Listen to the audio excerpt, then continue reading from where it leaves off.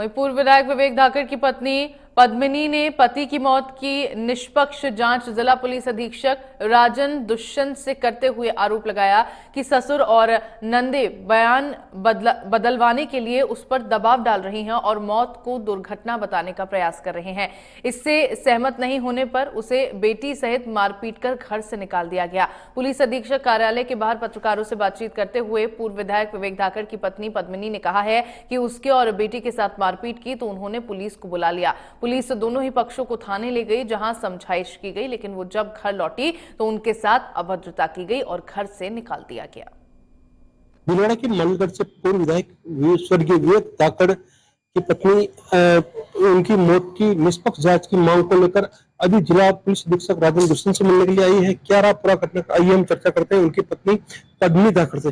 जी, आज आप जो पुलिस अधीक्षक से मिलने, क्या है पूरा मामला? सर, कल मेरे फादर इन लॉ ने और उनके घर वालों ने, उनकी बेटियों ने, घर वालों ने मिलकर हमसे ये कहा कि यहाँ से निकलो, मकान में से, मकान मेरा है, मेरा बनाया हुआ है, इस मकान में से निकलो। आते ही सुबह सुबह हमसे लड़ाई झगड़ा करना शुरू कर दिया और मेरे और मेरी 15 साल की बेटी के संग मारपीट की सर। फिर हमने पुलिस को फोन किया, पुलिस आई, पुलिस के सामने भी सर इन्होंने गंदी गंदी गालियां निकाली।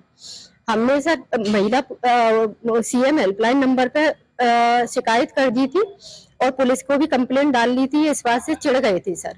इस बात की जब उनको भनक लगी तो उन्होंने हमारे संग ये सब कल खराब व्यवहार किया और गंदी गंदी गालियां निकाली, मारपीट की। और हमें फिर पुलिस आई तो पुलिस बोली कि दोनों पार्टी थाने पे चलो, थाने पे अपन समझौता समझाइश कराएंगे। हम सर सुबह से लेकर रात तक थाने में बैठे रहे। फिर ये लोग चले गए। हमने पुलिस से पूछा कि अब हम कहाँ जाएं सर, आप हमें छोड़ने की बात कह के आए थे। तो बोले कि मैडम वहाँ अगर आप लोग जाते हो तो वहाँ आपके लिए खतरा है, ये लोग आपके संग कुछ भी कर सकते हैं, तो इसलिए फिर हमारी जिम्मेदारी नहीं होगी अगर वहाँ जाते हो तो। और फिर भी अगर जाना चाहो तो एक बार जाके देख लो, कोई बात हो तो फोन करना। फिर हम गए सर वहां पर रात में 8 बजे तो गए। तो फिर इन्होंने क्या किया, जैसे ही हम ऊपर चढ़े इन्होंने बहुत सारे लोग सर और इकट्ठा कर लिए, हॉस्टल के लड़के वड़के और पॉलिटिक्स के भी लोग इकट्ठे कर रखे थे बाहर। जैसे ही हम चढ़ के गए तो वो सब लोग ऊपर थे।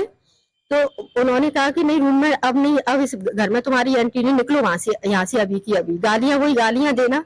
तो हमने ये कहा कि हमें थोड़ी व्यवस्था करने तक रुक जाने दें, हम अपनी व्यवस्था फिर देख लेंगे बाद में, पर अभी हम रात में कहाँ जाएंगे।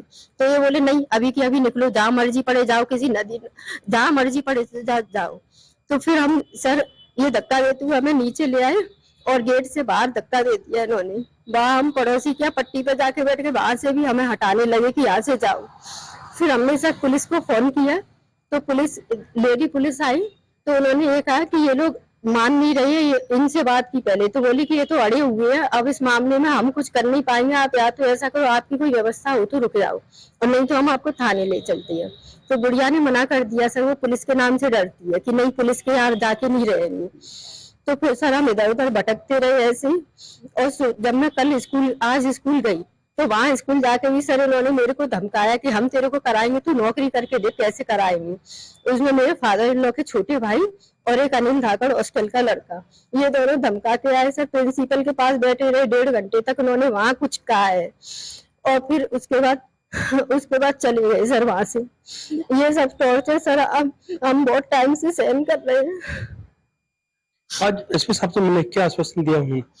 एसपी साहब ने कहा हम निष्पक्ष जांच कराएंगे, जो जिसकी भी गलती होगी उसको पनिशमेंट मिलेगा, आप टेंशन नहीं ले, हम निष्पक्ष जांच कराएंगे। पर घर वाले मामले में पुलिस कोई इंटरफेयर नहीं कर सकती है और ना पुलिस किसी से कुछ कह सकती है, तो वो व्यवस्था आपको अपने आप देखनी पड़ेगी। विवेक जी की जो संदिग्ध अवस्था में मौत थी उसको लेकर भी आपने निष्पक्ष जांच की मांग की थी?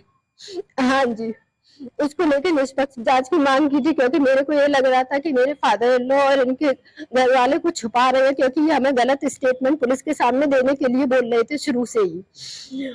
और उल्टा मेरे को फंसाने की धमकी दे रहे, 306 लगवा देंगे, सर्विस से निकलवा देंगे अगर तुमने कुछ भी वास्तविक स्थिति, अगर वास्तविक जो हुआ है उस वो बयान दिया तो। सिर्फ ये कहना है कि वो बाथरूम में टॉयलेट के लिए गए, वहां पर उनकी धारदार हथियार से कुछ नस कट गई और इस वजह से ये सब हुआ।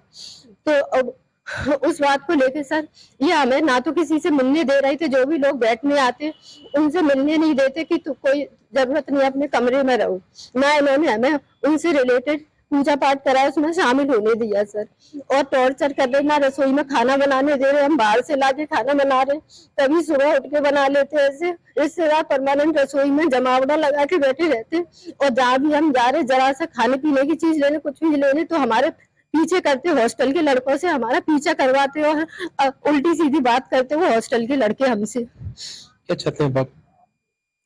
मैं चाहती हूँ सर मेरे हस्बैंड की जो भी सुसाइड हुई है, जो भी है, उसकी निष्पक्ष जांच हो, और हमें हमें हमारे मेरे पति के घर में रहने के लिए पुलिस कुछ इंटरफेयर करा के कुछ वो कराए। मैं अपने हस्बैंड के घर में ही रहना चाहती हूँ सर। बिल्कुल। और स्वर्गीय विवेक धाकड़ की पुत्री अवनी भी हमारे साथ मौजूद बेटा, जिस प्रकार का घटनाक्रम परिवार में चल रहा है, क्या कहना चाहोगे? क्या कहें, अब कल रात को तो निकाल दिया और तब से हम यहाँ इधर उधर घूम रहे हैं, क्या करें अब। करीब 24 घंटे होने वाले, कुछ खाया पिया, कहाँ रह रहे हो अभी?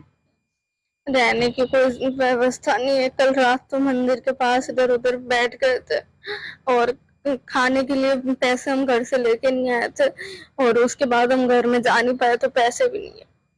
कौन कर रहा है सब कुछ? परेशान कौन कर रहा है? मेरे दादाजी और मेरी दोनों बुआ और उनके जितने भी रिश्तेदार उस घर में हैं, उन सब ने मिलके घर हमको निकाल दिया। बिल्कुल। तो ये तो स्वर्गीय विवेक धाकड़ की धर्म पत्नी और उनकी बेटी, जो कि अभी जिला पुलिस अधीक्षक राजन दुष्यंत से मिलकर जो पूरा घटनाक्रम इनके साथ हो रहा है, और जिन प्रकार इन्होंने अपने ससुर कन्या जो कन्हैयालाल धाकड़ पूर्व जिला प्रमुख रहे थे, उन पर प्रताड़ित करने का आरोप लगाया है। साथ ही परिवार के अन्य सदस्यों पर इन्होंने आरोप लगाया, और पुलिस से निष्पक्ष यहाँ पर जांच की यहाँ पर मांग के साथ ही इन्होंने कहा कि इनको रहने का जो ठोस ठिकाना उपलब्ध हो सके, इसको लेकर इन्होंने जिला पुलिस अधीक्षक से यहाँ पर गुहार लगाई है। इंडिया न्यूज के लिए मैं ब्यूरो से प्रहलाद तेली।